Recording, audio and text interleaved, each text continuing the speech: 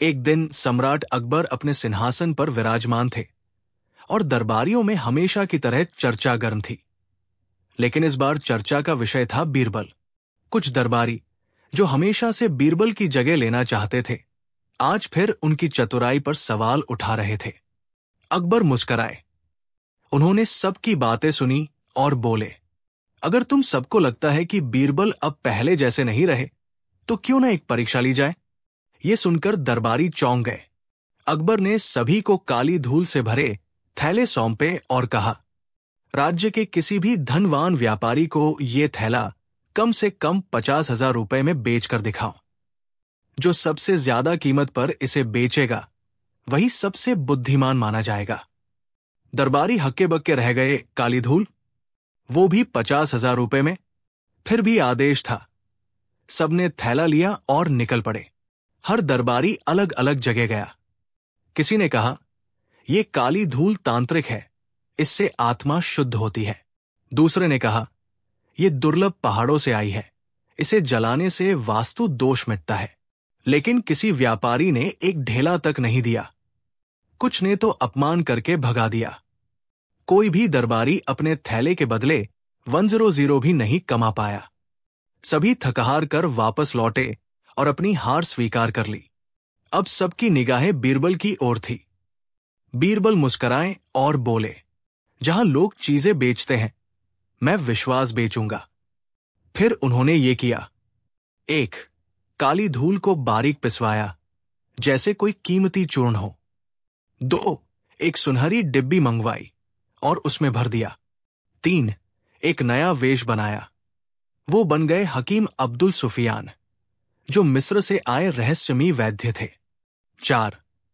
महंगे कपड़े, झब्बेदार पगड़ी और चमकती जूती पहनकर एक मेहमान घर में ठहरे।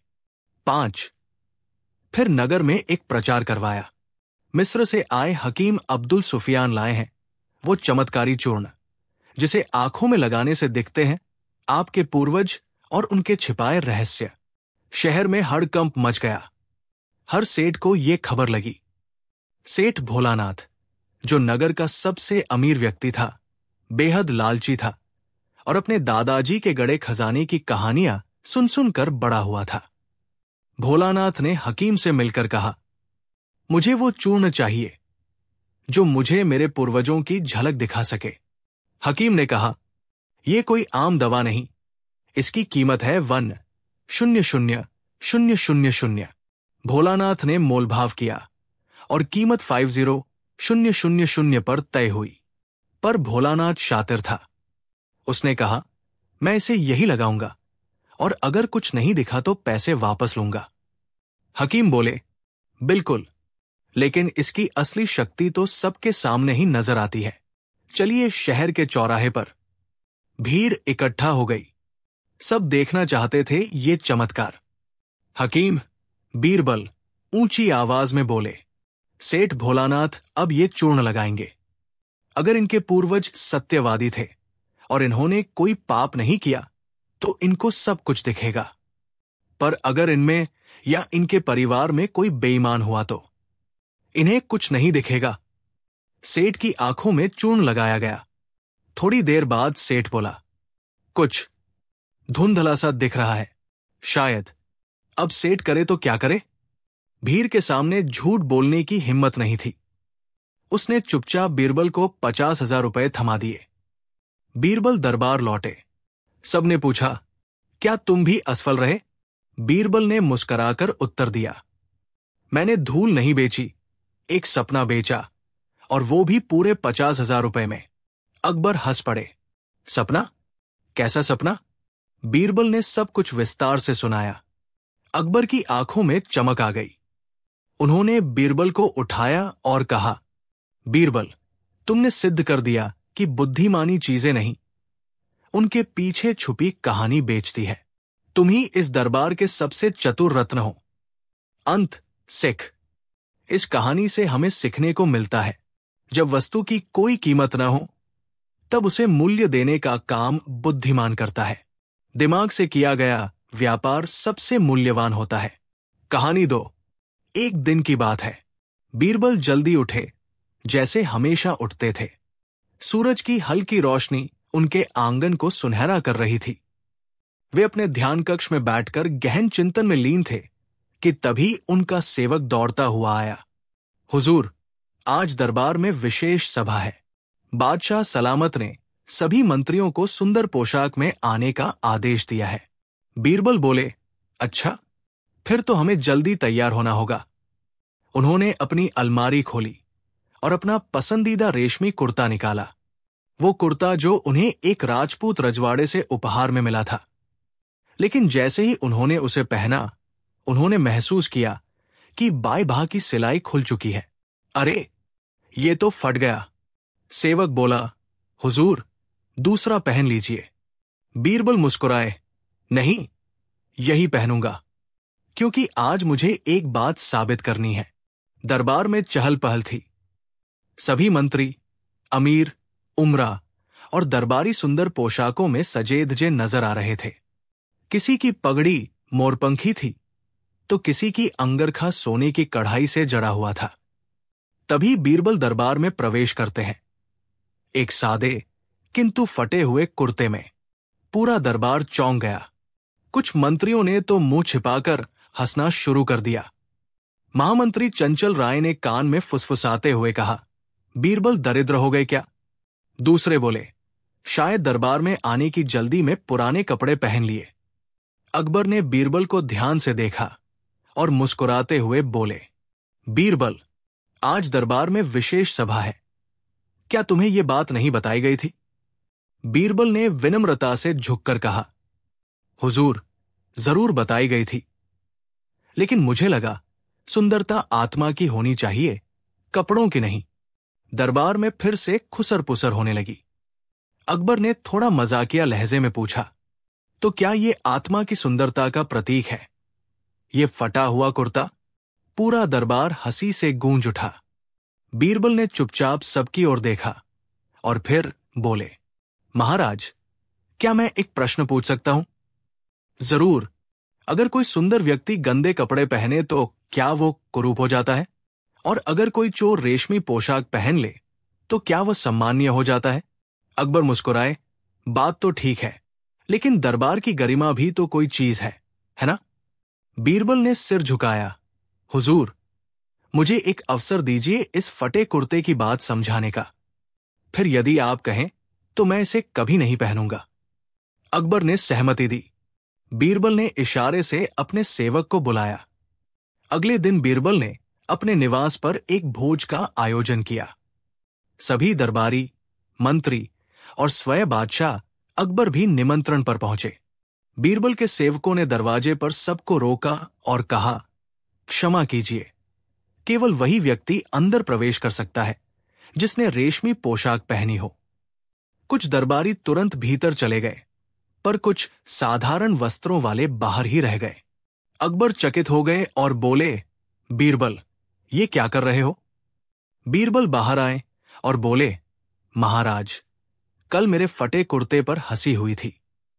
आज मैंने एक प्रयोग किया और देखा कि दरबार में लोगों को व्यक्ति नहीं, उसकी पोशाक से मापा जाता है। फिर उन्होंने अंदर बैठे दरबारियों को देखा जो स्वादिष्ट व्यंजनों का आनंद ले रहे थे। बीरबल ने कहा, जब व्यक्ति की बजाय कपड़े ही महत्वपूर्ण हो जाए तो फिर भोजन भी कपड़ों को ही परोस देना चाहिए।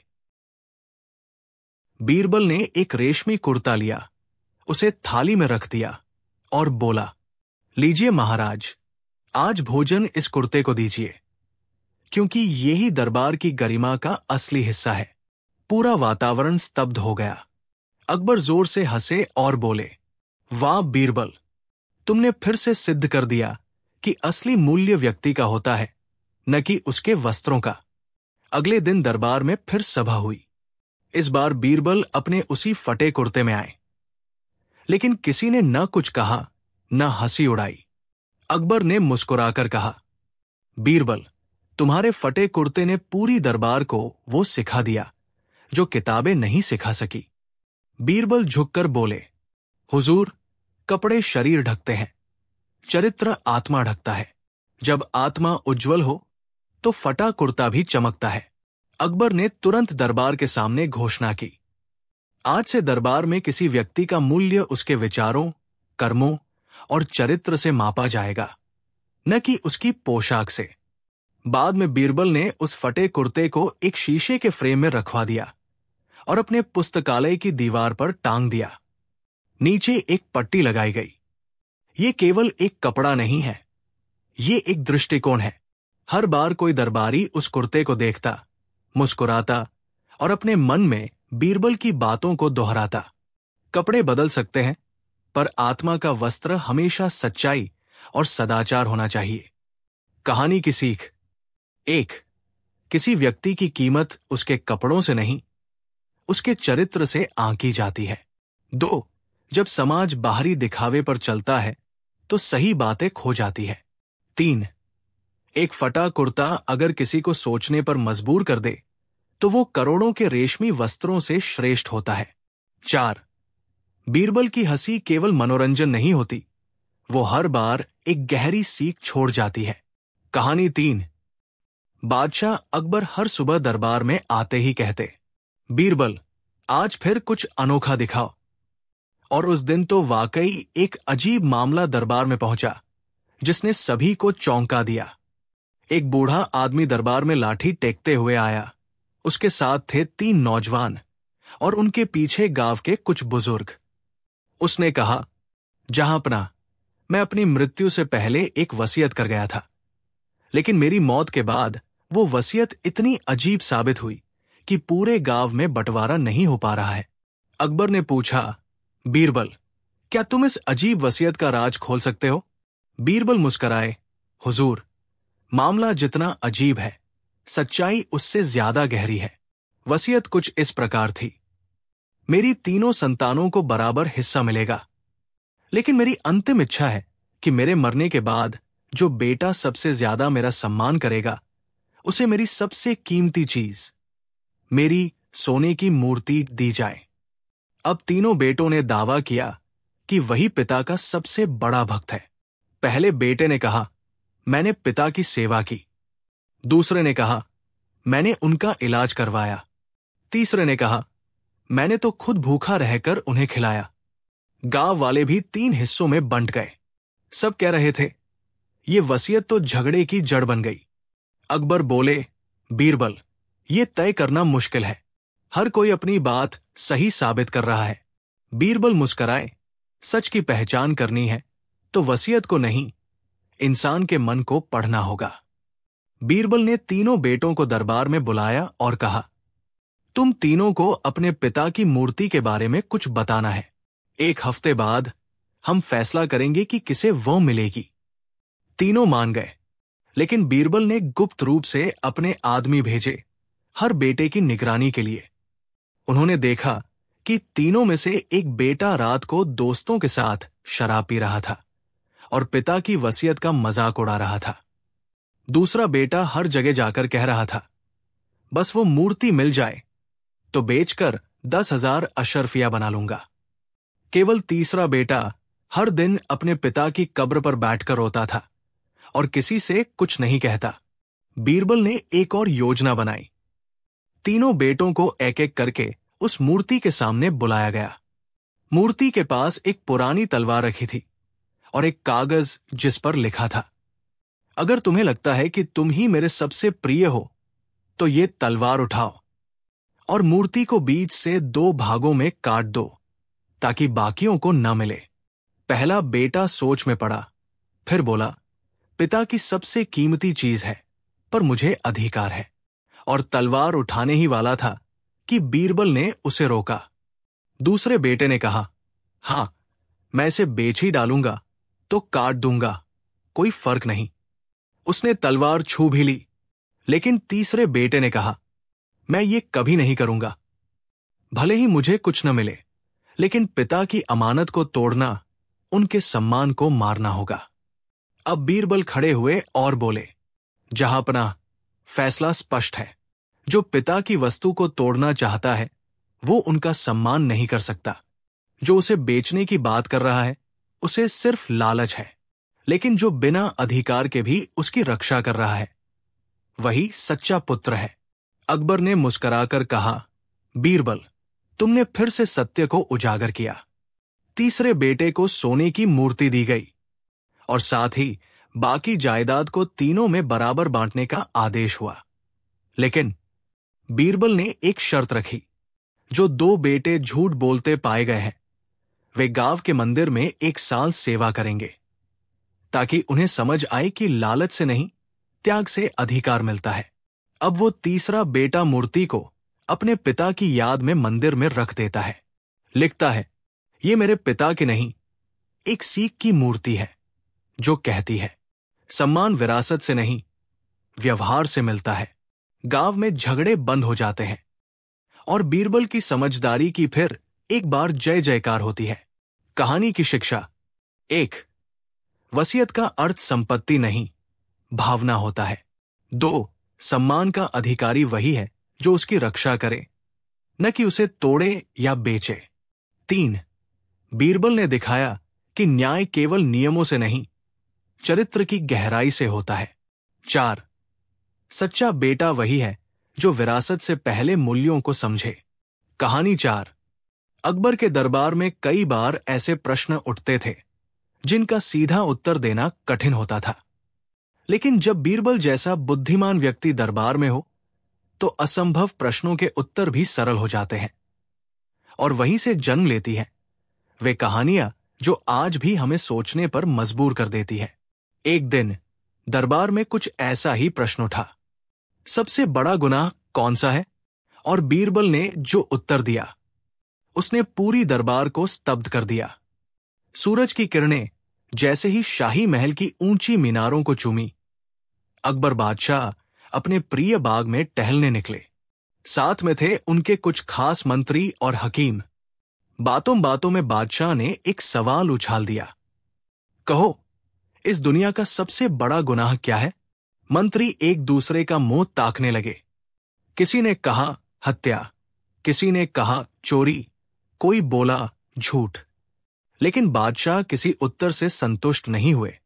अंत में उन्होंने कहा, आज इसी विषय पर दरबार लगेगा और मैं चाहता हूं कि बीरबल इसका सही उत्तर दे, क्योंकि केवल विद्या से नहीं, अनुभव से भी उत्तर निकलता है। शाम को पूरी दरबार सजी थी। दरबारी, अमीर उम्रा, फकीर, दूत सब उपस्थित थे। अकबर ने सिंहासन पर बैठते ही घोषणा की, आज एक विशेष प्रश्न का उत्तर चाहिए और वो प्रश्न है, दुनिया का सबसे बड़ा गुनाह कौन सा है? बीरबल मुस्कराए। उन्होंने कहा, हुजूर, उत्तर दूंगा जरूर, लेकिन एक शर्त है। शर्त? जी, मैं उत्तर तब दूंगा जब 3 दिन बाद आप मुझे एक विशेष भूमिका दें। मैं न्यायाधीश बनूंगा और दरबार एक अदालत होगा। अकबर बोले, स्वीकार है। 3 दिन बाद बीरबल ने दरबार को एक अदालत का रूप दे दिया। उन्होंने 3 दोषियों को दरबार में लाने का आदेश दिया। ये दोषी थे, 1, पहला दोषी एक बूढ़ा साधु जिस पर गांव के मंदिर से दान की रकम चुराने का आरोप था। 2, दूसरा दोषी एक नौजवान जिसने एक व्यापारी की दुकान में आग लगाई थी। 3, तीसरा दोषी एक शिक्षित लेखक जिसने अपने ग्रंथों में झूठे तथ्य फैलाए थे और लोगों को गुमराह किया। बीरबल ने तीनों से प्रश्न किए। बीरबल, तुमने मंदिर से दान क्यों चुराया? साधु, भूख लगी थी, कोई भोजन नहीं दे रहा था, मैंने सोचा भगवान का धन है, वही दे रहा है। बीरबल ने उसे गौर से देखा, फिर बोले, गुनाह है, लेकिन मजबूरी में किया गया, इसका मूल्यांकन करूंगा। बीरबल, तुमने व्यापारी की दुकान में आग क्यों लगाई? युवक, उसने मेरी बहन का अपमान किया, न्याय नहीं मिला, गुस्से में आकर मैंने आग लगा दी। बीरबल कुछ पल चुप रहे, फिर बोले, गुनाह है, लेकिन प्रतिशोध और असहायता का मिलाजुला रूप। बीरबल, तुमने अपने ग्रंथों में झूठ क्यों फैलाया? लेखक, क्योंकि सच्चाई बिकती नहीं, झूठ में मसाला होता है, लोग पढ़ते हैं, नाम मिलता है, धन भी। बीरबल का चेहरा गंभीर हो गया। उन्होंने उसकी ओर ध्यान से देखा और बोले, तुम्हारा गुनाह सबसे बड़ा है, पूरा दरबार चौंक गया। बीरबल ने खड़े होकर कहा, महाराज, मैंने तीनों मामलों की गहराई से जांच की है। पहला व्यक्ति भूख से मजबूर था, उसका गुनाह कम है। दूसरा प्रतिशोध में अंधा हुआ, वो भी गलत है, पर भावना जुड़ी है। लेकिन तीसरा, उसने जनता को गुमराह किया, झूठ फैलाया और अपने निजी लाभ के लिए समाज की सोच को विषैला बना दिया। इसका प्रभाव हजारों लोगों पर पड़ा। ये गुनाह अकेले शरीर या धन का नहीं, आत्मा और विचार का हनन है। इसलिए मेरा उत्तर है, सबसे बड़ा गुनाह है सच को छिपाना और झूठ को फैलाना। अकबर ने गंभीरता से सिर हिलाया और बोले, बीरबल, तुमने आज केवल अपराध नहीं परखा, तुमने समाज की आत्मा को देखा है। बीरबल ने लेखक से कहा, तुम्हें दंड दिया जाएगा, लेकिन तलवार से नहीं, स्याही से। तुम जितने झूठे लेख लिख चुके हो, अब उतने ही सत्य लेख लिखने होंगे। हर उस स्थान पर जाकर लोगों को सच्चाई बताओ जहां तुम्हारी कलम ने भ्रम फैलाया था। लेखक रो पड़ा। वो जान गया कि उसका गुनाह केवल शब्दों का नहीं, विचारों का था। अकबर ने दरबार में घोषणा की, आज से हमारा राज्य केवल अपराधियों को दंड नहीं देगा, वो झूठ फैलाने वालों को भी रोकने का प्रयास करेगा। क्योंकि झूठ से युद्ध हार सकते हैं, सभ्यता टूट सकती है और सत्य की मिट्टी खो सकती है। कहानी की सीख: 1. सबसे बड़ा गुनाह केवल हिंसा नहीं होता, वो विचारों में फैलाया गया जहर भी हो सकता है। 2. झूठ जब सच बनकर फैलता है, तब समाज को सबसे बड़ा नुकसान होता है। 3. शब्द तलवार से अधिक ताकतवर होते हैं, और जब वे गलत दिशा में चले तो विनाश तय होता है। 4. बीरबल की बुद्धिमत्ता केवल सवालों के जवाब नहीं देती, वो समाज को दिशा भी देती है। कहानी 5. जब बीरबल ने घोषित किया कि सबसे बड़ा गुनाह झूठ फैलाना है, तब पूरे राज्य में जैसे एक नई चेतना फैल गई। लेकिन जहां सच्चाई की लौ जलती है, वहीं कहीं न कहीं अंधकार उसे बुझाने की कोशिश करता है। कुछ लोगों को बीरबल का ये निर्णय रास नहीं आया, खासतौर पर वे लोग जो अपने स्वार्थ के लिए सालों से झूठ का व्यापार कर रहे थे। अब बीरबल को न सिर्फ सिद्धांतों की रक्षा करनी थी, बल्कि स्वयं को भी एक बड़े षड्यंत्र से बचाना था। राजमहल से दूर एक गांव में एक पंडित रहता था। नाम था पंडित राघवान।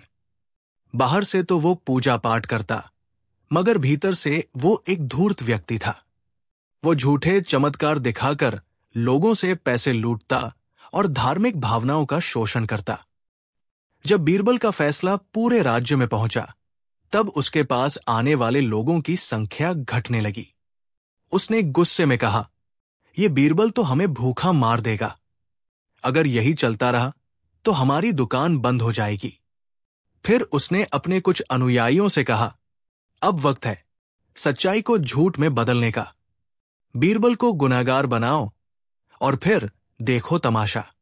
अगले ही हफ्ते राजधानी में अफवाहें उड़ने लगी। बीरबल ने जनता से धन लिया।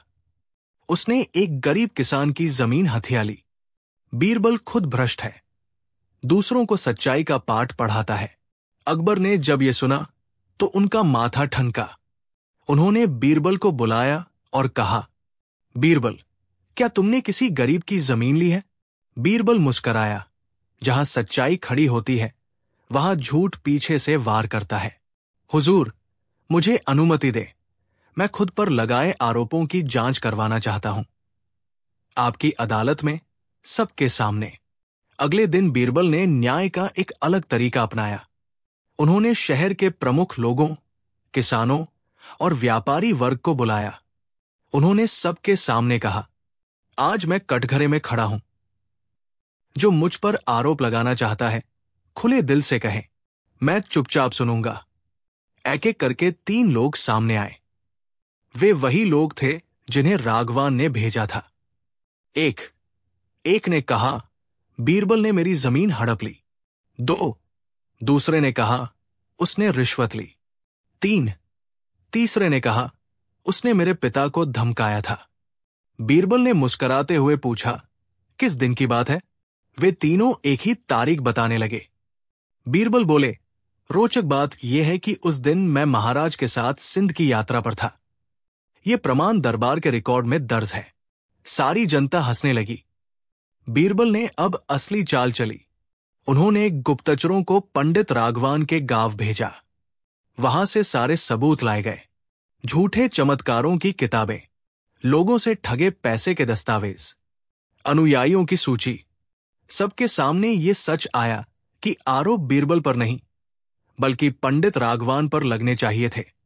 बीरबल ने कहा, झूठ फैलाना ही सबसे बड़ा गुनाह है, लेकिन उससे बड़ा गुनाह है जब कोई सच को देखकर भी डरकर चुप रह जाता है। अकबर ने आदेश दिया कि राघवान को पकड़कर दरबार में लाया जाए।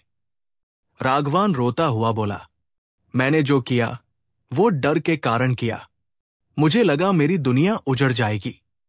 बीरबल बोले, डर वही करता है जिसके पास खोने के लिए झूठ हो। सच वाला व्यक्ति सच्चाई के कपड़े में नंगा भी हो तो भी मजबूत खड़ा रहता है। अकबर ने राघवान को दंड दिया। हर गांव में जाकर बीरबल के खिलाफ फैलाए गए झूठों की सच्चाई बताओ और जिनसे पैसे लिए उन्हें लौटाओ। सीख, राजमहल के द्वार पर आज एक नया शिलालेख लगाया गया। झूठ सबसे बड़ा गुनाह है और उस गुनाह से भी बड़ा गुनाह है सच्चाई को देखकर चुप रह जाना। बीरबल ने उस दिन दरबार को न केवल न्याय दिखाया बल्कि ये भी सिखाया कि सत्य को केवल बोलना ही नहीं, उसकी रक्षा करना भी हमारी जिम्मेदारी है। कहानी की शिक्षा: 1. सच्चाई की राह आसान नहीं होती, लेकिन वो हमेशा जीतती है। 2. झूठ के पीछे भीड़ हो सकती है, पर सत्य अकेला ही पर्वत है। 3. डर से चुप रह जाना अन्याय को ताकत देता है। 4. बीरबल की न्यायप्रियता केवल शब्दों में नहीं, कर्मों में थी। अगर आप चाहें, मैं इसका तीसरा भाग भी बना सकता हूं, जिसमें बीरबल सत्ता और सच्चाई के टकराव पर एक बड़ी लड़ाई लड़ते हैं। बोलिए, अगला भाग चाहिए या कोई नया टॉपिक चुने? कहानी 6। दिल्ली का लाल किला सूरज की पहली किरणों से चमक रहा था। मुगल बादशाह अकबर अपने आलीशान दरबार में रेशमी गद्दे पर विराजमान थे। आसपास उनके प्रमुख मंत्री, नवाब और खास दरबारी अपनी अपनी जगहों पर खड़े थे। एक गंभीर विषय पर चर्चा चल रही थी। राज्य के अलग अलग हिस्सों में हो रही सूखा राहत व्यवस्था पर विचार हो रहा था। अकबर के चेहरे पर चिंता थी, लेकिन तभी एक संतरी ने आकर झुकते हुए सूचना दी, हुजूर, एक गरीब किसान आपसे मिलने की अनुमति चाहता है। वो अपनी फरियाद लेकर आया है। अकबर ने तुरंत आदेश दिया, उसे अंदर लाओ। एक दुबला-पतला, धूल से सना किसान थके कदमों से दरबार में आया। उसका चेहरा गमगीन था और आंखों में आंसू तैर रहे थे। क्या बात है किसान? अकबर ने पूछा। किसान हाथ जोड़कर बोला, महाराज, मुझे इंसाफ चाहिए। मेरी सारी मेहनत पर किसी ने डाका डाल दिया है। साफ साफ कहो, क्या हुआ? किसान ने रुक रुक कर कहना शुरू किया, महाराज, मैं एक छोटा किसान हूं। मेरी पत्नी का देहांत कुछ महीने पहले हुआ। उसके बाद मैं अकेला हो गया। मन बहुत विचलित था। गांव के सेठ श्यामलाल, जो पूजा पाठ और धर्म में बहुत विश्वास रखते हैं, उन्होंने मुझे समझाया कि मन की शांति के लिए दूर एक सिद्ध पीर की दरगाह पर जाकर कुछ दिन ध्यान लगाना चाहिए। मैं उनकी बात मान गया, लेकिन एक चिंता थी, मेरी जमा पूंजी। कई सालों की मेहनत से मैंने 200 सोने के सिक्के जमा किए थे। दरगाह जाने से पहले मैंने यही चिंता सेठ जी से कही। उन्होंने मुझे भरोसा दिलाया कि वो मेरे सिक्के संभाल कर रखेंगे। मैंने सिक्कों की थैली पर अपनी मुहर लगाकर उन्हें दे दी और दरगाह की यात्रा पर निकल गया। कुछ हफ्तों बाद जब मैं लौटा, सेठ जी ने थैली वापस की। वो बंद थी, मेरी ही मुहर लगी थी। मैं खुशी खुशी घर आया, पर जैसे ही थैली खोली तो उसमें सोने की जगह पत्थर भरे थे। महाराज, पूरे दरबार में हलचल मच गई। अकबर की भौहें तन गई। फिर क्या हुआ? उन्होंने पूछा। किसान बोला, मैं तुरंत सेठ जी के पास गया, लेकिन उन्होंने गुस्से में कहा, क्या मैं चोर हूं? फिर उन्होंने नौकरों से मुझे दरवाजे से बाहर फिंकवा दिया। महाराज, मेरी दुनिया उजड़ गई है। वही सिक्के मेरा भविष्य थे। अब कोई सहारा नहीं। मुझे न्याय दो। अकबर ने गंभीर स्वर में कहा। बीरबल, क्या तुम इस मामले की तह तक पहुंच सकते हो? बीरबल, जो दरबार के एक कोने में शांत बैठे मुस्कुरा रहे थे, तुरंत उठे और बोले, हुजूर, सच्चाई छुप नहीं सकती।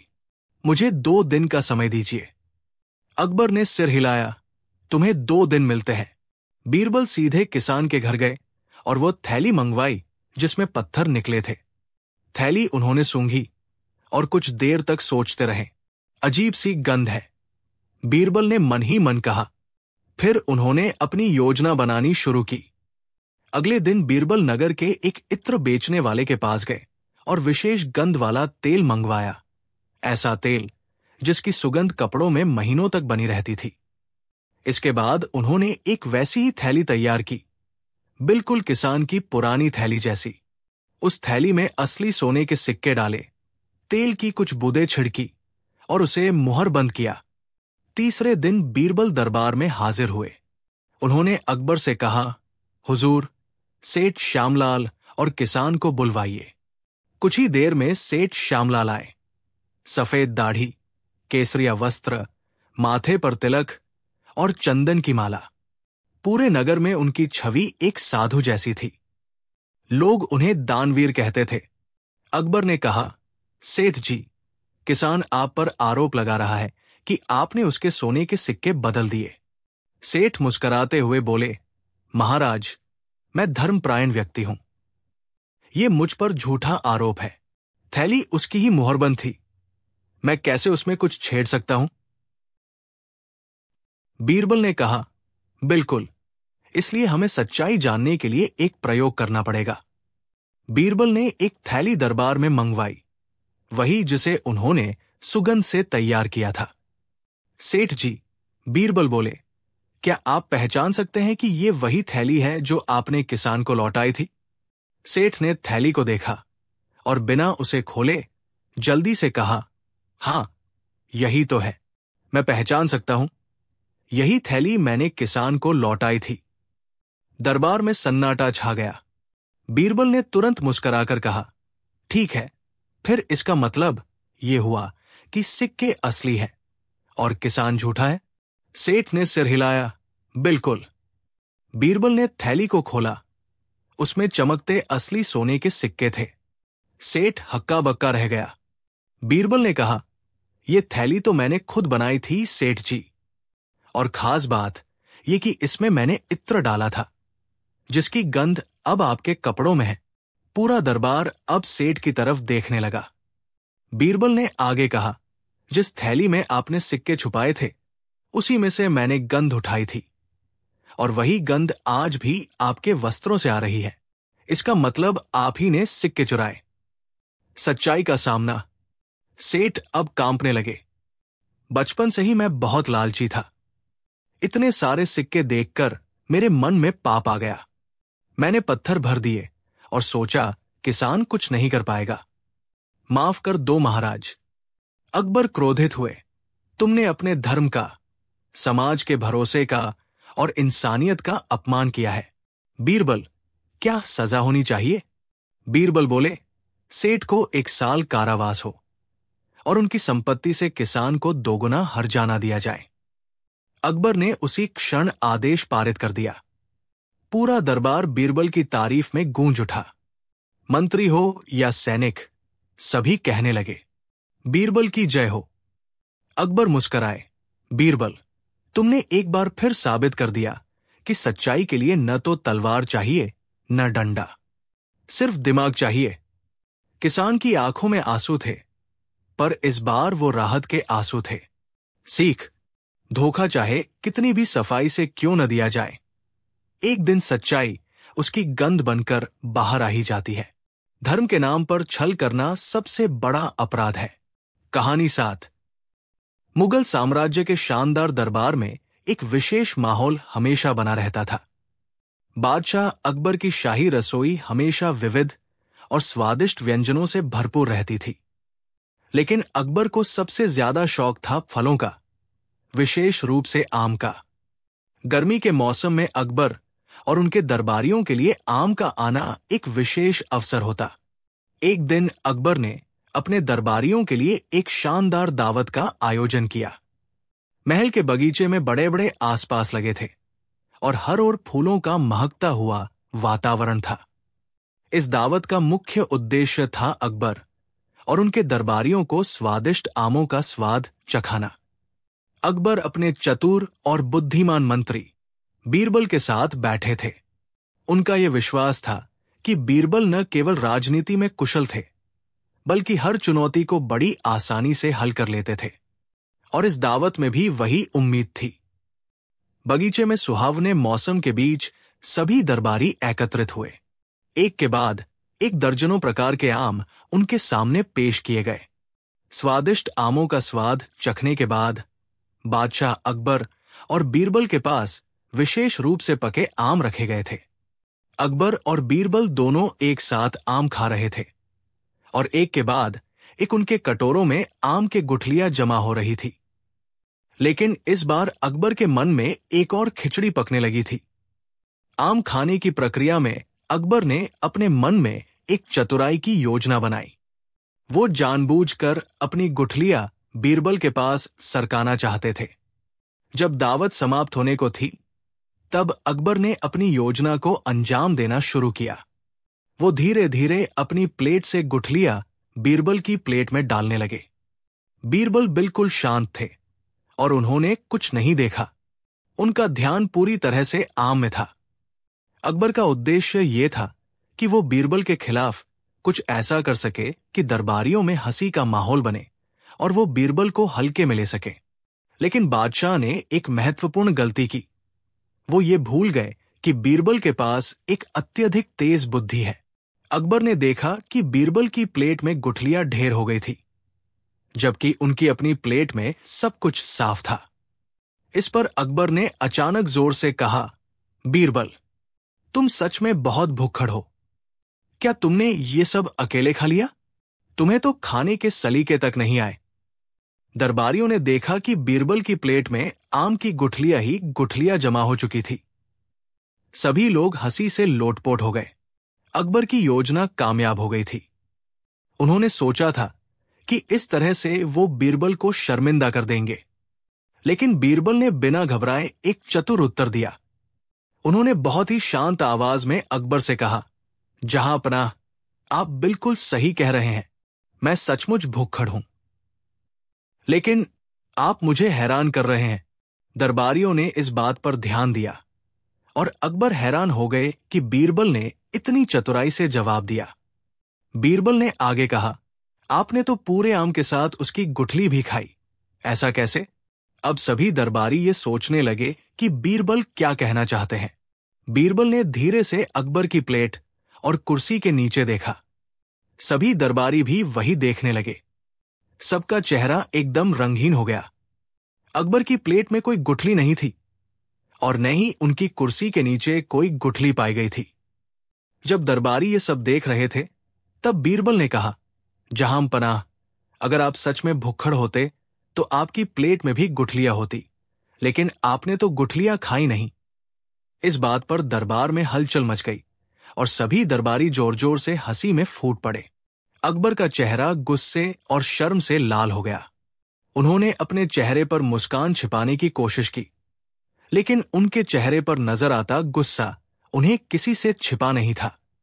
बीरबल ने एक पल के लिए चुप्पी साधी और फिर दरबारियों से कहा, मुझे पूरा यकीन है कि यह सब मेरे कारण नहीं हुआ, लेकिन फिर भी अगर आप सभी की हंसी के लिए मैं जिम्मेदार हूं, तो मैं आपको ये हंसी मुबारक करता हूं। अकबर समझ गए कि बीरबल ने उन्हीं की चतुराई से हरा दिया। वे बीरबल की चतुराई की सराहना करते हुए मुस्कुराए। दरबारियों को भी अब पूरी तरह समझ में आ चुका था कि बीरबल ने कितनी चतुराई से अकबर को उनके ही खेल में हरा दिया था। अकबर ने बीरबल से कहा, बीरबल, तुमने मुझे बेवकूफ बना दिया। मैं तुम्हारे सामने हार मानता हूं। 7.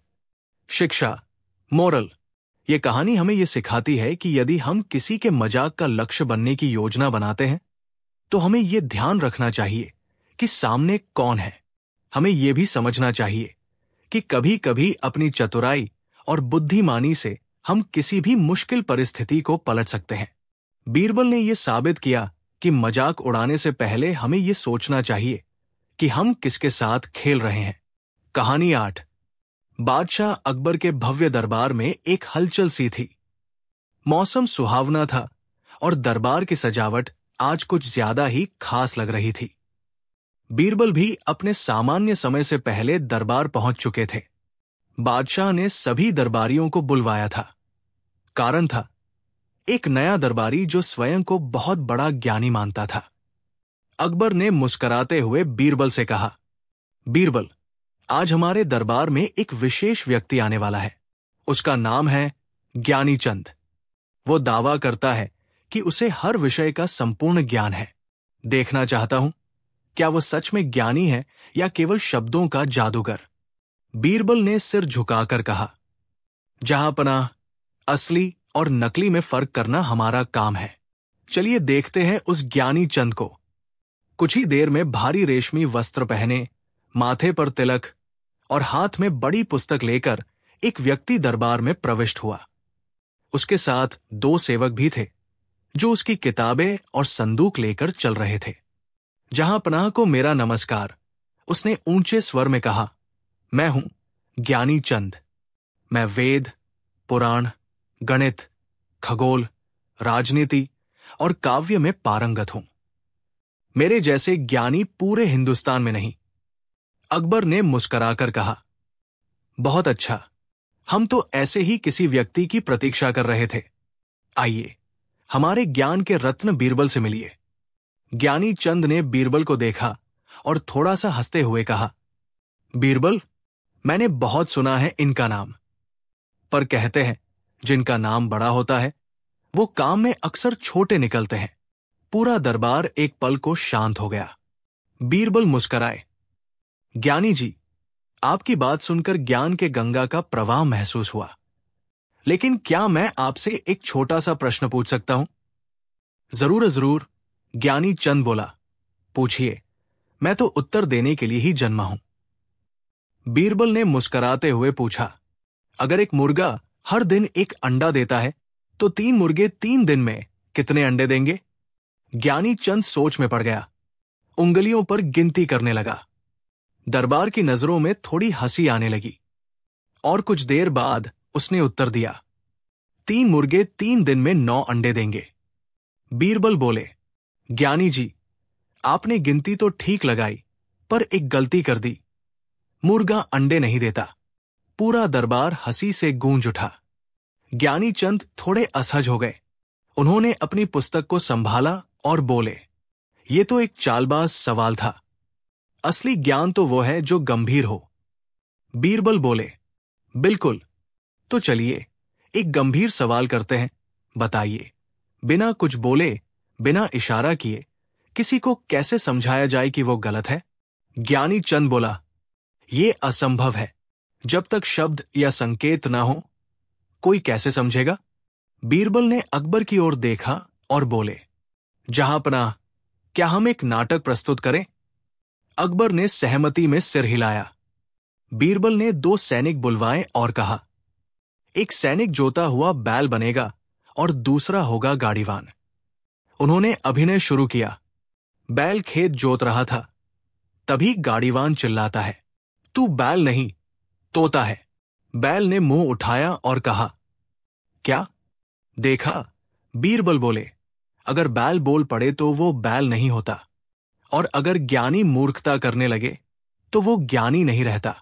ज्ञानी चंद की आंखें झुक गई, पर वो फिर भी बोला, आपके पास केवल हंसी है, मेरे पास शास्त्र है। बीरबल बोले, तो चलिए एक अंतिम परीक्षा लेते हैं। मैं 3 वस्तुएं रखूंगा। 1, एक मिट्टी का घड़ा। 2, एक सोने का लोटा। 3, और एक खाली किताब। आपको बताना है इनमें से सबसे कीमती कौन सी है? ज्ञानी चंद तुरंत बोला, सोने का लोटा। बीरबल मुस्कुराए, नहीं ज्ञानी जी, सबसे कीमती है मिट्टी का घड़ा, क्योंकि उसमें पानी है जो जीवन देता है। लोटा खाली है और किताब में कुछ लिखा ही नहीं। दरबार में फिर ठहाके गूंज उठे। ज्ञानी चंद अब बिल्कुल शांत हो चुके थे।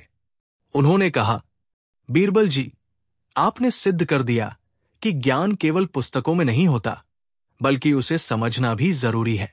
अकबर ने भी मुस्कुराकर कहा, बीरबल, आज फिर तुमने साबित कर दिया कि असली ज्ञानी वही है जो सरलता से बात समझा दे और दूसरों को छोटा दिखाए बिना बड़ा बन जाए। ज्ञानी चंद ने प्रणाम किया और दरबार से विदा ले ली। बीरबल ने दरबार की ओर देखा और कहा, जहां हंसी हो वहां सीख छुपी होती है, और जहां सीख हो वही असली ज्ञान जन्म लेता है। दरबार फिर हंसी और तालियों से गूंज उठा, और इस प्रकार एक और दिन बीरबल की चतुराई के नाम हो गया। कहानी 9। बादशाह अकबर के दरबार की एक खास बात यह थी कि वहां सिर्फ तलवारबाजी, घुड़सवारी या युद्ध नीति की ही चर्चा नहीं होती थी, बल्कि बुद्धि, तर्क, विज्ञान, हास्य, दर्शन और कला के भी गहरे चर्चे होते थे। और जब बात बुद्धि की होती तो एक नाम सबसे ऊंचा उठता, बीरबल। एक बार की बात है, फारस देश से एक बहुत प्रसिद्ध तर्कशास्त्री दिल्ली आया। वो अनेक दरबारों में घूम घूम कर वहां के विद्वानों की परीक्षा लिया करता था। कहीं उसकी बातों से दरबारी झुंझला जाते, कहीं शर्मिंदा होकर चुप हो जाते। उसने सुना था कि मुगल बादशाह अकबर का दरबार बहुत बुद्धिमान और चतुर लोगों से भरा है, लेकिन उसके मन में एक अहंकार था। देखते हैं क्या ये दिल्ली वाले सच में उतने बुद्धिमान हैं जितना कहते हैं। उसने दिल्ली पहुंचते ही बादशाह अकबर के नाम एक पत्र भेजा। मैं फारस का प्रसिद्ध तर्कशास्त्री हकीम जफरुल हूं। दुनिया भर के दरबारियों की बुद्धि की परीक्षा लेकर अब आपकी राजधानी पहुंचा हूं। यदि आपकी अनुमति हो तो मैं आपके दरबार में उपस्थित होकर एक परीक्षा लेना चाहता हूं। अकबर ने जैसे ही ये पत्र पढ़ा, मुस्कराए और बोले, लगता है दरबार में फिर से एक दिलचस्प खेल होने वाला है। बुलाओ इसे। 3 दिन बाद हकीम जफरुल पूरे ठाट-बाट से दरबार में पहुंचा। उसकी पोशाक चमकदार रेशमी थी, सिर पर लंबी टोपी और कमर में मखमली पटका। पर सबसे अजीब बात थी, उसके साथ एक लकड़ी का संदूक, जो देखने में साधारण था, पर उसकी सतह पर जटिल नक्काशी की गई थी। अकबर ने मुस्कुराते हुए उसका स्वागत किया। जफरुल साहब, दिल्ली आपका स्वागत करती है। कहिए, हमारे दरबारी आपकी किस सेवा में उपस्थित हों? हकीम जफरुल ने झुककर सलाम किया, फिर बोला, जहांपनाह, मैं कोई तर्कपूर्ण युद्ध या बहस नहीं लाया। बस ये छोटा सा संदूक है। आप सब बस ये बताइए कि इसमें क्या है। बिना इसे छुए, बिना खोले। पूरे दरबार में सन्नाटा छा गया। सबने उस संदूक को घूर घूर कर देखा। किसी ने कान लगाया, किसी ने नीचे से देखा। एक दरबारी बोला, इसमें से कोई आवाज नहीं आ रही, शायद ये खाली है। दूसरा बोला, नहीं नहीं, जरूर इसमें कोई गहना है, वो देखो उसके चेहरे की मुस्कान। तीसरा बोला, मुझे लगता है ये सिर्फ परीक्षा है, असल में इसमें कुछ नहीं। बातें होती रहीं, पर किसी ने कोई ठोस उत्तर नहीं दिया। हकीम जफरुल मुस्कुराता रहा। उसने स्पष्ट किया, शर्त यह है कि न कोई इसे खोलेगा न छुएगा। बस सोचकर बताना है कि इसमें क्या है। अकबर ने दरबारियों की ओर देखा। कहीं दिल्ली की हवा ही मंद पड़ गई है? कोई है जो इस चुनौती को स्वीकारे? इसी बीच बीरबल, जो दरबार के एक कोने में चुपचाप खड़े थे, धीरे धीरे आगे आए। उनकी चाल में आत्मविश्वास था और चेहरे पर हल्की मुस्कान। उन्होंने संदूक के पास आकर उसकी ओर ध्यान से देखा, फिर बोले, जफरुल साहब, आप कहते हैं कि इसे न खोला जाए और न छुआ जाए, पर यह तो आपने कहीं लिखा नहीं, और जब कोई स्पष्ट नियम न हो तो उसे स्वीकारा नहीं जाता, है ना? हकीम जफरुल का चेहरा थोड़ा सा झपका, पर वो बोला, परंतु ये एक अनकहा नियम है। बीरबल ने तुरंत उत्तर दिया, तो फिर ये तर्क की परीक्षा नहीं, भ्रम की परीक्षा है। तर्क वहीं तक ठीक है जहां नियम स्पष्ट हो। आप तर्कशास्त्री हैं और आप ही अस्पष्ट नियम बना रहे हैं। दरबार में हल्का हल्का ठहाका गूंजा। बीरबल झुके, संदूक का कुंडा खोल दिया। सभी की आंखें चौंधिया गई। संदूक खाली था। बीरबल बोले, जवाब है, इसमें कुछ भी नहीं है। हकीम जफरुल थोड़ी देर चुप रहा, फिर बोला, पर तुमने इसे खोल दिया, ये धोखा है। बीरबल मुस्कराए और बोले, और आपने ये कब कहा था कि खोलना मना है? पूरे दरबार में हंसी की लहर दौड़ गई। अकबर खुद भी मुस्कराए और बोले, बीरबल, एक बार फिर तुमने साबित कर दिया कि बुद्धि की असली पहचान वही है जो भ्रम और भ्रमित करने वालों को भी चुप करा दे। हकीम जफरुल ने सिर झुकाया और बोला, बीरबल, तुम्हारा नाम केवल दिल्ली में नहीं, अब फारस में भी गूंजेगा। मेरी समझ में आ गया कि मैं यहां क्यों हार गया, क्योंकि तुम सिर्फ तर्क नहीं करते, तुम तर्क में हास्य, विनम्रता और स्पष्टता भी मिलाते हो। अकबर ने तुरंत आदेश दिया कि बीरबल को 100 स्वर्ण मुद्राएं, एक रेशमी चादर और तर्क रत्न की उपाधि प्रदान की जाए। हकीम जफरुल ने विदाई ली। वो हार कर नहीं, सीख कर जा रहा था। शिक्षा, अक्सर हम अपने ही बनाए हुए मानसिक नियमों में उलझ जाते हैं। अगर सामने वाला कोई बात स्पष्ट न कहे तो हम खुद ही अनुमान लगा लेते हैं, और वही अनुमान हमारे निर्णयों को बाधित करता है। बीरबल ने यही सिखाया, सोच को खुले रूप में रखें, भ्रम को तर्क से तोड़ें, और सबसे बड़ी बात, किसी की योग्यता को कभी कम मत आंको। कभी कभी साधारण लगने वाला व्यक्ति ही सबसे असाधारण हल निकाल देता है। कहानी 10। दरबार में एक दिन अकबर बादशाह बहुत गंभीर दिखाई दे रहे थे। उनके चेहरे पर विचारों की गहराई थी। बीरबल को अंदेशा हो गया, कुछ बड़ा सोच रहे हैं बादशाह। और हुआ भी वही। अकबर ने दरबार में एक ऐसा सवाल पूछ डाला जिससे हर कोई हैरान रह गया। बीरबल, बताओ, इस राज्य में सबसे बड़ा पाखंडी कौन है? पूरा दरबार चुप। सब एक दूसरे की तरफ देखने लगे, क्योंकि यह सवाल केवल मजाक नहीं था। यह सवाल सत्ता, समाज और धर्म के बीच फैले छल को उजागर करने वाला था। अकबर ने अपनी बात आगे बढ़ाई। हर कोई सच्चा दिखना चाहता है, लेकिन भीतर से क्या है ये कोई नहीं जानता। कोई संत बनकर धोखा देता है, कोई नेता बनकर। बीरबल, मुझे उस सबसे बड़े पाखंडी को दरबार में लाकर दिखाओ। बीरबल मुस्कराया, हुजूर, 7 दिन का समय दीजिए, और मेरी एक शर्त है, 7 दिन तक मैं दरबार में नहीं आऊंगा, बल्कि घूमकर उसे खोजूंगा।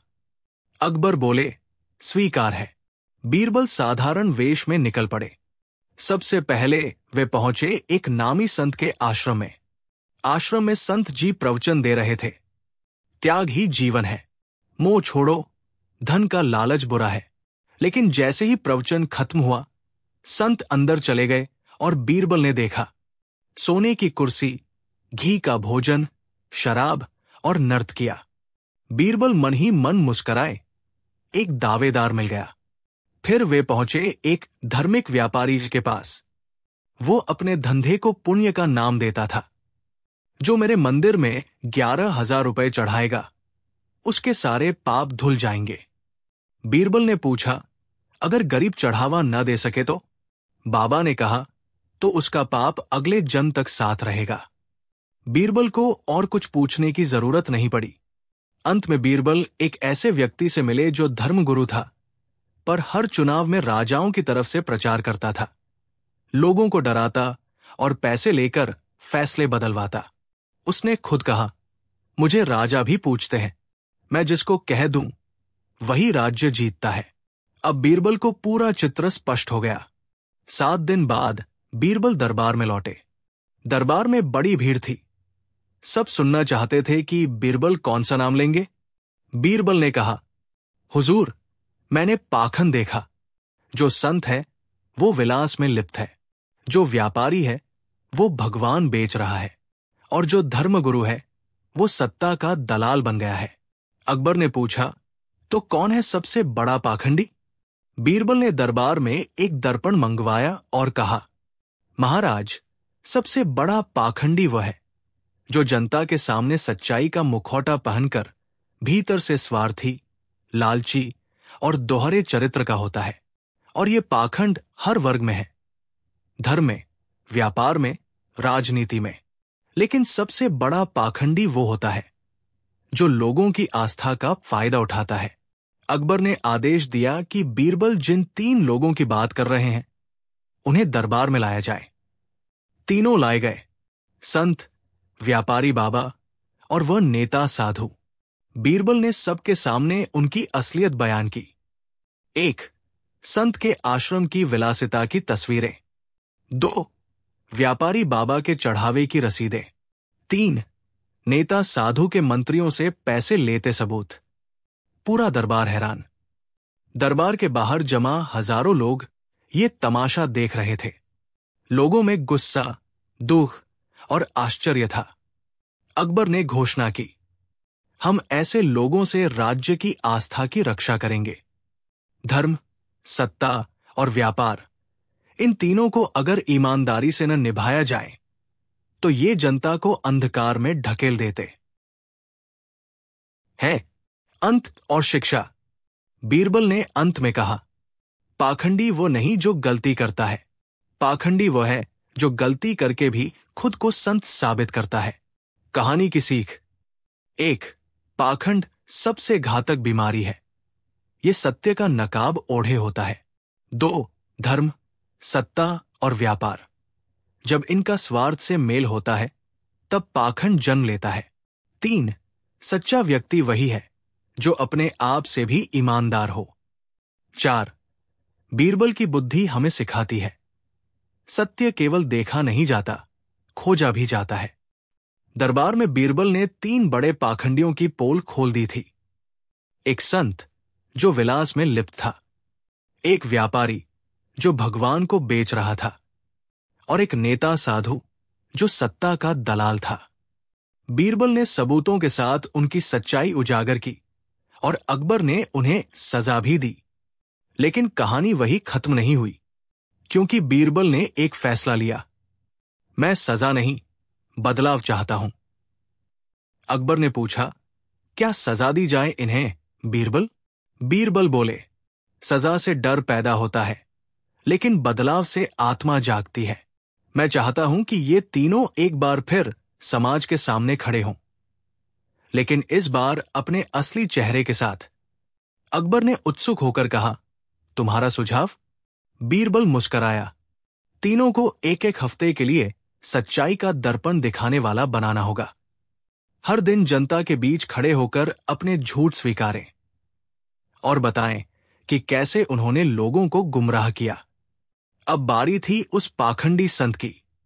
उसे 1 सप्ताह तक नगर के चौराहे पर बैठना था, बिना किसी सिंहासन के, बिना वस्त्रों की चकाचौंध के, और कहना था, मैं वो जिसने भगवान के नाम पर विलास किया।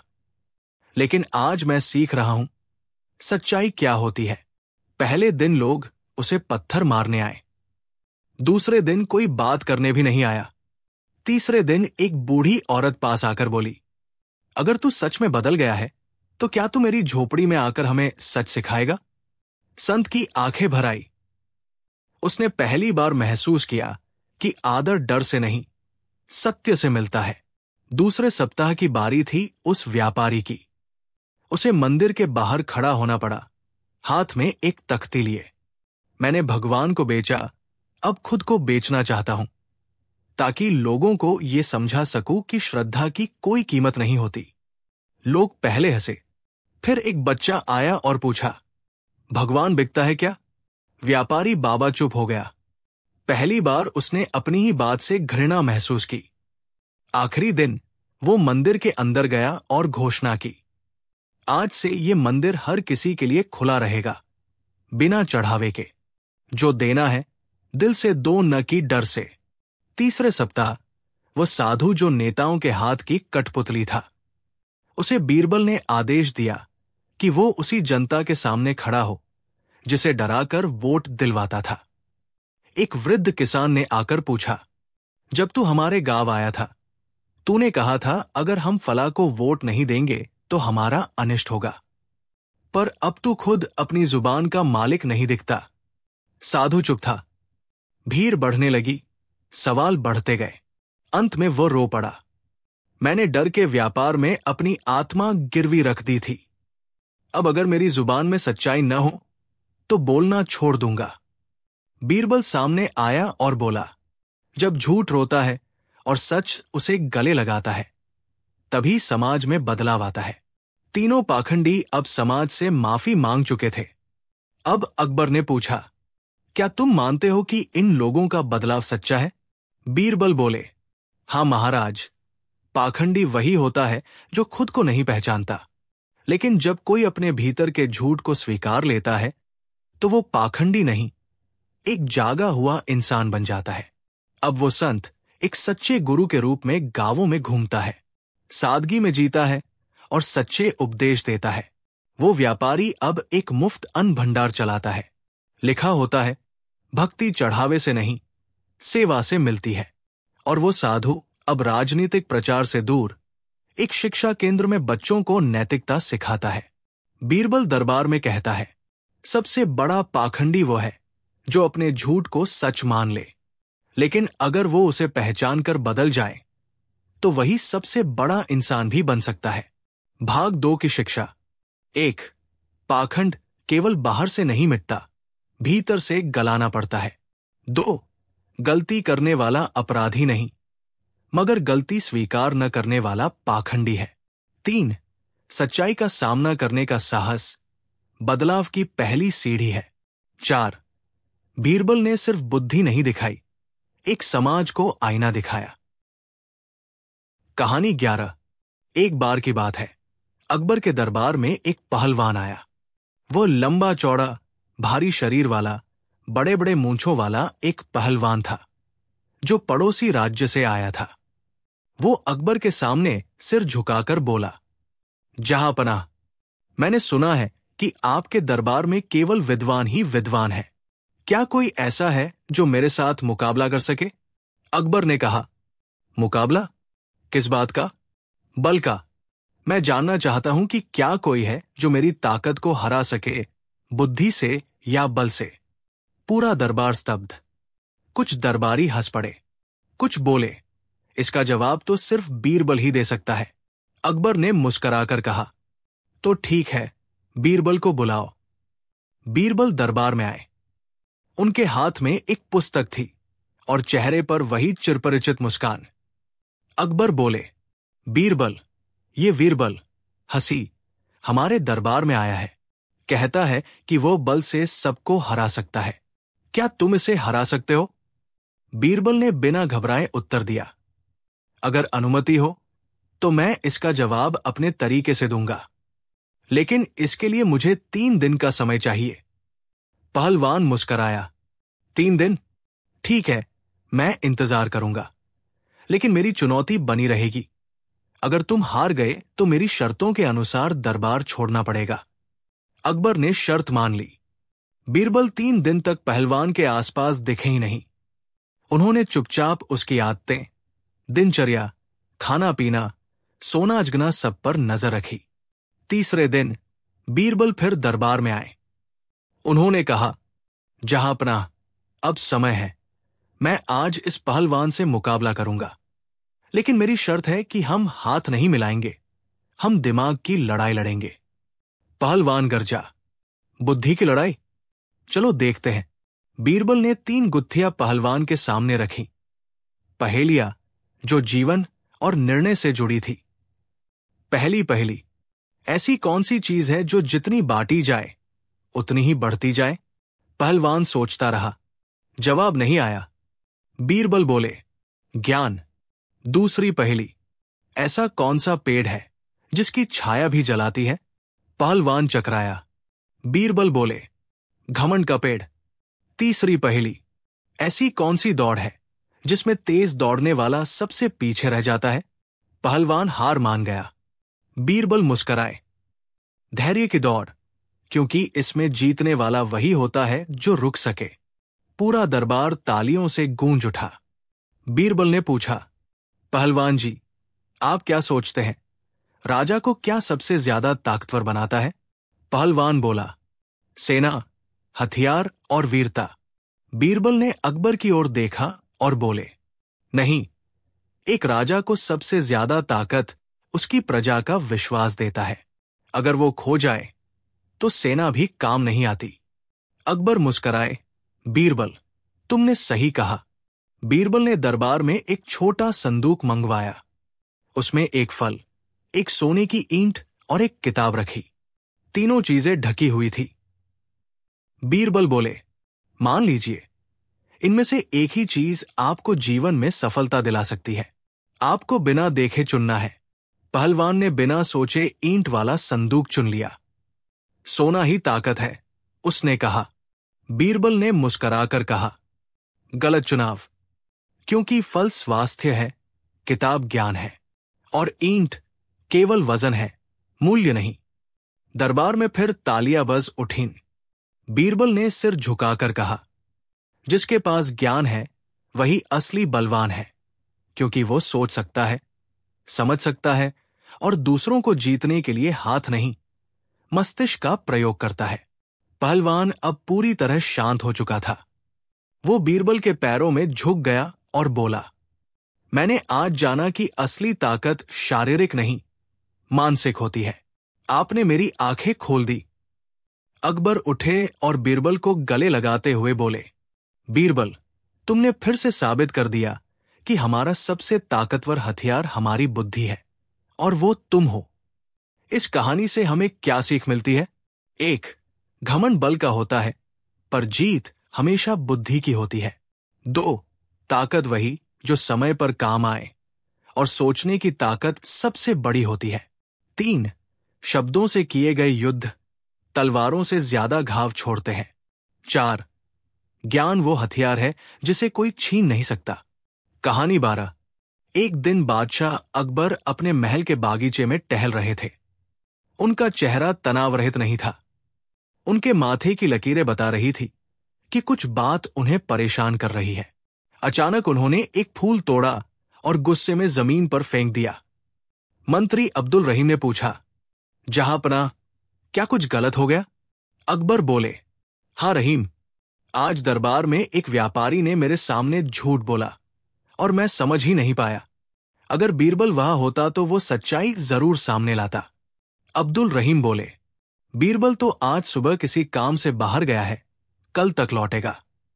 अकबर ने गुस्से में कहा, अगर बीरबल दरबार में नहीं है तो क्या दरबार बंद कर दे? अब मुझे सबक सिखाना होगा, चाहे वो बीरबल ही क्यों न हो। अगले दिन जैसे ही बीरबल दरबार में पहुंचे, अकबर ने उन्हें घूरते हुए देखा। दरबार लगा नहीं था, लेकिन अकबर अपने निजी कक्ष में बैठे थे। बीरबल ने सलाम किया, जहांपनाह, बीरबल हाजिर है।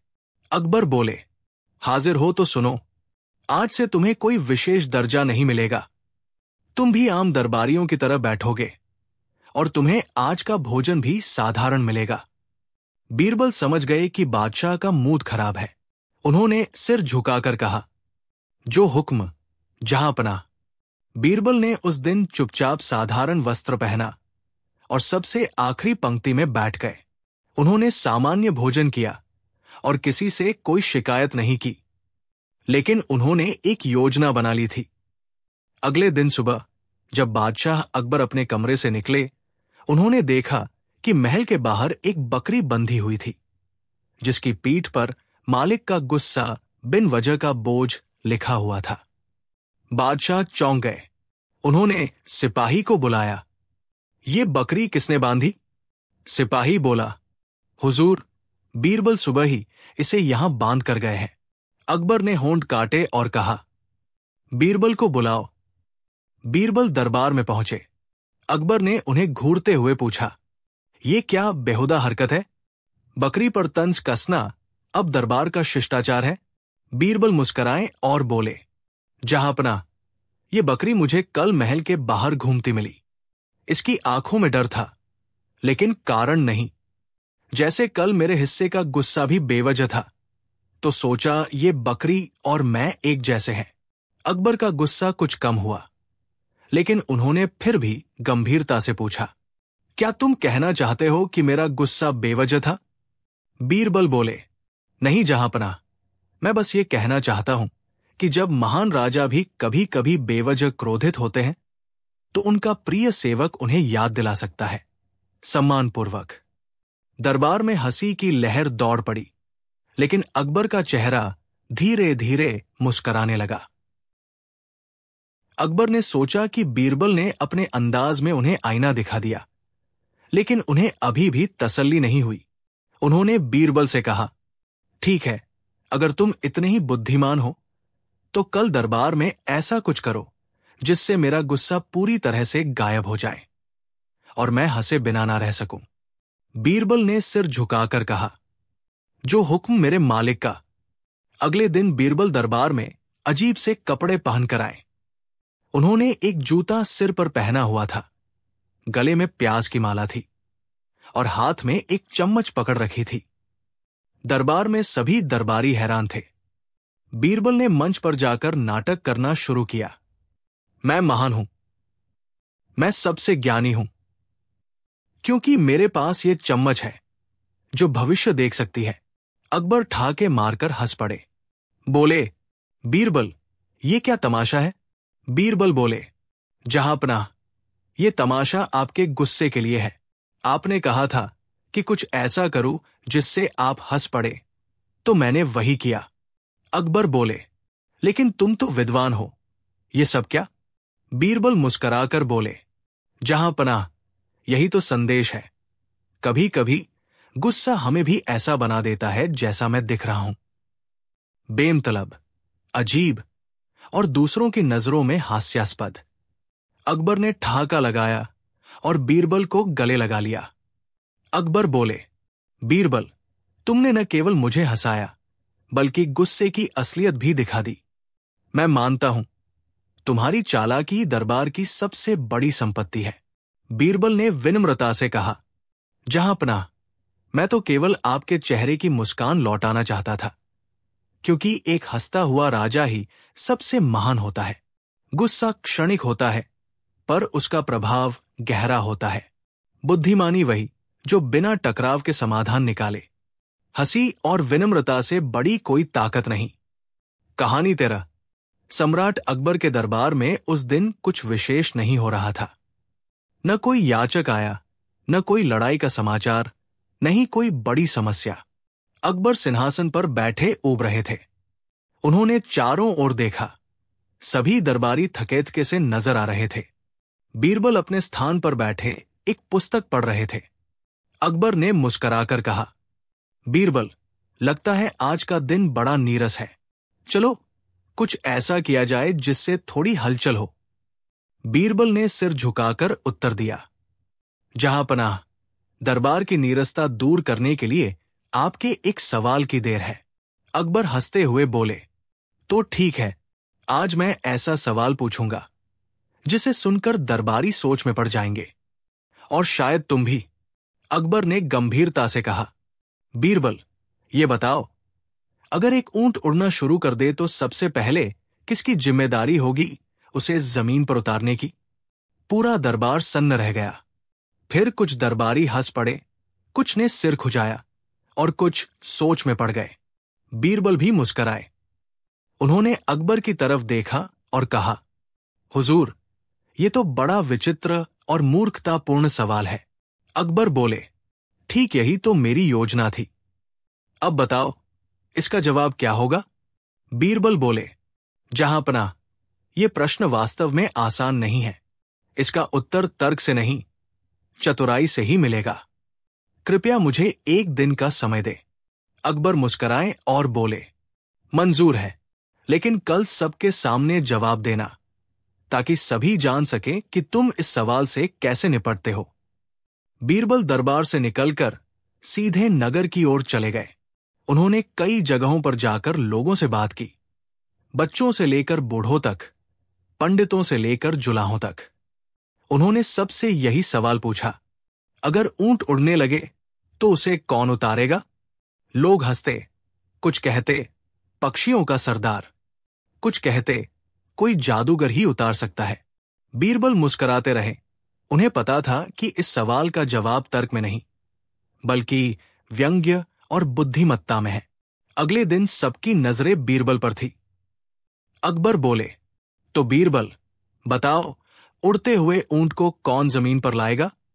बीरबल ने एक पल सबकी ओर देखा और फिर जोर से बोले, जहांपनाह, जो व्यक्ति ऊंट को उड़ाने की मूर्खता करेगा, वही उसे नीचे लाने का जिम्मेदार भी होगा, क्योंकि ये काम उसी की मूर्खता से शुरू हुआ है, और जब तक मूर्खता खत्म नहीं होती, ऊंट उड़ता रहेगा।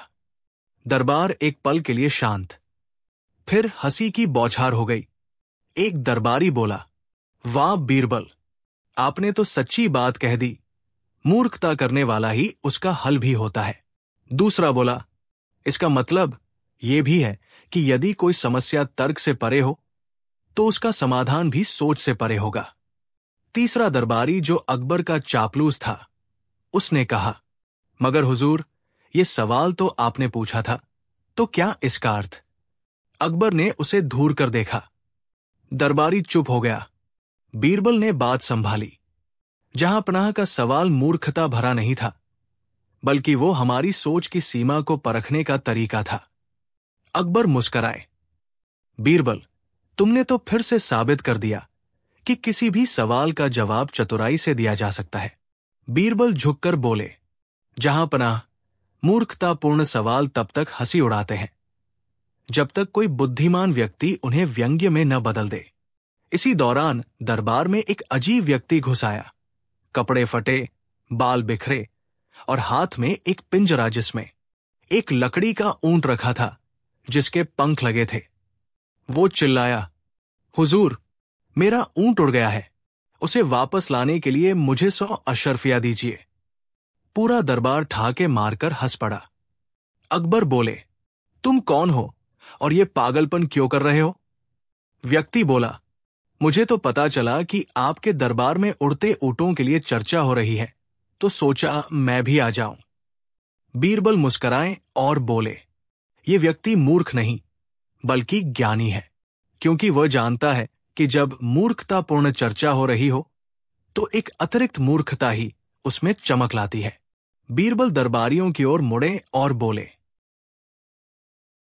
सज्जनों, इस पूरे प्रसंग से हमें 3 बातें सीखनी चाहिए। 1. मूर्खता का उत्तर कभी गुस्से से नहीं, हास्य से देना चाहिए। 2. जो काम असंभव लगे, उसमें तर्क नहीं, व्यंग्य ढूंढना चाहिए। 3. ऊंट चाहे उड़ जाए या हाथी नाचे, बीरबल का जवाब तैयार होता है। इस कहानी के जरिए बीरबल ने हमें सिखाया कि दुनिया में कुछ सवाल मूर्खतापूर्ण नहीं होते, बस उनका उत्तर देने वाला बुद्धिमान होना चाहिए। अगर आप चाहे तो मैं इस कहानी की वीडियो स्क्रिप्ट, डायलॉग्स, थंबनेल और बैकग्राउंड म्यूजिक का आइडिया भी दे सकता हूं। बताइए अगली कहानी कौन सी हो? कहानी 14। एक दिन अकबर का दरबार पूरे शबाब पर था। दरबारी चर्चा कर रहे थे, कुछ लोग फैसलों पर बहस कर रहे थे। तभी एक ग्रामीण किसान अपने परिवार के साथ दरबार में हाजिर हुआ। उसने रोते हुए कहा, जहांपनाह, मेरा नाम हरिराम है। मैं गांव का सीधा सादा किसान हूं। मेरी एकमात्र जमीन पर अब्दुल नामक जमींदार ने कब्जा कर लिया है। उसने झूठा दस्तावेज बनवाया है और कहता है कि जमीन अब उसकी है। दरबार में हलचल मच गई। अकबर ने गुस्से में पूछा, क्या तुम्हारे पास कोई सबूत है कि जमीन तुम्हारी है? हरिराम बोला, हुजूर, सबूत क्या दूं? उस जमीन को मेरे पुरखे जोतते आए हैं, लेकिन दस्तावेज तो अब्दुल के पास है। अब्दुल को दरबार में बुलाया गया। वो बढ़िया कपड़े पहने, आत्मविश्वास से भरा हुआ आया। उसके हाथ में एक ताम्रपत्र था। जहांपनाह, ये जमीन अब मेरी है। ये रही दस्तावेजी प्रमाण। अकबर उलझन में थे। दस्तावेज तो साफ थे, लेकिन किसान की आंखों में सच्चाई थी। और तभी दरबार में आया बीरबल। बीरबल ने दोनों की बातें ध्यान से सुनी। उन्होंने कहा, यह एक कठिन मामला है, क्योंकि दस्तावेज की सच्चाई का पता लगाना आसान नहीं, लेकिन मैं इस मामले की गहराई में जाकर इसका हल निकालूंगा। अकबर ने बीरबल को 3 दिन का समय दिया। बीरबल ने सबसे पहले वो जमीन देखने की ठानी। वे हरिराम और अब्दुल दोनों को साथ लेकर गांव पहुंचे। बीरबल ने जमीन देखी, एक उपजाऊ खेत जिसके किनारे एक पुराना पीपल का पेड़ था और पास ही एक सूखा कुना। बीरबल ने खेत की मिट्टी को हाथ में लेकर सूंघा, उसका रंग देखा और कहा, यह जमीन सालों से जोती जा रही है, पर इसमें कुछ पुराना इतिहास भी दबा है। बीरबल ने गांव के कुछ बुजुर्गों से बात की। वे सब हरिराम की बात का समर्थन कर रहे थे। सभी ने कहा कि जमीन उसके परिवार की रही है, लेकिन दस्तावेज की बात पर वे भी चुप थे। बीरबल ने गांव के एक वृद्ध लुहार से पूछा, क्या कभी इस जमीन पर कुछ दबा हुआ सामान या संकेत मिला था? लुहार ने कहा, हाँ साहब, जब मैं छोटा था तब मेरे बाबा ने कहा था कि इस खेत के एक कोने में उनके पिता ने एक धातु की मूरत गाड़ी थी, किसी विशेष मौके की याद में। बीरबल की आंखें चमक उठीं। बीरबल ने रात के अंधेरे में चुपचाप उस जमीन के कोने पर खुदाई करवाने का आदेश दिया। कुछ ही देर में वहां से एक पीतल की मूर्ति निकली जिसके नीचे खुदा था, यह भूमि रामदास के वंशजों की है, 1517 ई। बीरबल मुस्कराए। रामदास यानी हरिराम के दादा के दादा। अब देखना यह है कि ये दस्तावेज कितने पुराने हैं। बीरबल ने दस्तावेज को दिल्ली के लेखन विशेषज्ञ के पास भेजा। जवाब आया, दस्तावेज की स्याही और कागज महज 2 साल पुराने हैं। बीरबल ने तुरंत दरबार बुलवाया। अकबर सिंहासन पर थे, सामने दोनों पक्ष खड़े थे। बीरबल ने कहा, जहांपनाह, जमीन की असलियत अब साफ हो गई है। ये जमीन हरिराम के पूर्वजों की है। सबूत खुद धरती माँ ने दिया है। खुदाई में निकली वो मूर्ति और उस पर खुदा हुआ संदेश। दूसरी ओर अब्दुल के दस्तावेज नकली है। बीरबल ने अब्दुल की ओर देखा और कहा, झूठ कितनी भी चतुराई से बोला जाए, सच की मिट्टी में छिपे प्रमाण उसे उखाड़ ही देते हैं। अब्दुल ने झुककर अपनी गलती मानी। अकबर ने उसे 6 महीने की सजा और भारी जुर्माना सुनाया। अकबर ने बीरबल की प्रशंसा करते हुए कहा, तुमने न सिर्फ न्याय किया बल्कि एक गरीब की उम्मीद भी बचाई। तुम्हारी समझदारी ही हमारी सल्तनत की सबसे बड़ी ताकत है। हरिराम की आंखों में आंसू थे। वो जमीन वापस पाकर फूट फूट कर रोने लगा। हुजूर, मैं जीवन भर आपका आभारी रहूंगा। सीख और समापन। इस कहानी से हमें 3 महत्वपूर्ण सीख मिलती है। 1, झूठ चाहे जितना सजा हो, सच की जड़ें गहरी होती है। 2, बुद्धिमानी से किया गया न्याय तलवार से बड़ा होता है। 3, अगर सोच सच्ची हो और इरादा नेक हो तो मुश्किल से मुश्किल मामला भी सुलझ सकता है।